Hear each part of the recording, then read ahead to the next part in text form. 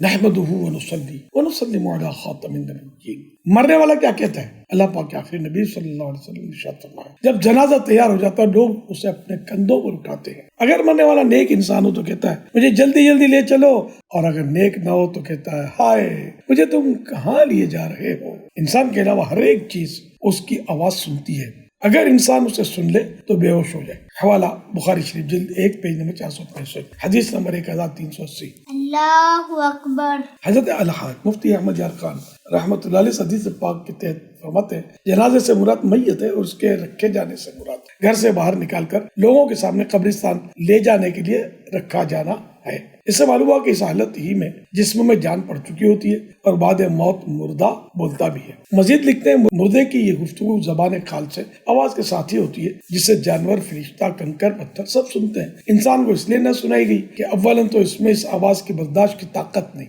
دوسرے اس پر ایمان بالغیب لازم ہے۔ اگر وہ آواز سن لے تو ایمان بالغیب، غیب پر ایمان رکھنا نہ رہا۔ حوالہ میرات المناجی جلد 2 پیج نمبر 466۔ سید مدینہ محمد الیاس عطار قادری رضوی عفیانوں کی جانب سے السلام علیکم ورحمۃ اللہ وبرکاتہ۔ مجھے افسوس خبر ملی کہ حضرت مولانا محمد شکیل احمد ہدایتی، محمد منیر احمد عطاری اور حافظ محمد احسن جمیل کے ابو جان اور حاجی توقیر الحق انجم محمد عمر صاحب، صوفی محمد علی نقشبندی، قاری محمد نصیر احمد رضا نقشبندی کے بھائی جان استاذ العلماء حضرت مولانا مفتی محمد جمیل احمد پسروری صاحب 14 ربیع الاخر شریف 1445 کے مطابق 30 اکتوبر 2023 کو 60 سال کی عمر میں پسرور پنجاب میں وفات پا گئے۔ انا للہ و انا الیہ راجعون۔ میں تمام سوگواروں سے تعزیت کرتا ہوں اور صبر و ہمت سے کام لینے کی تلقین۔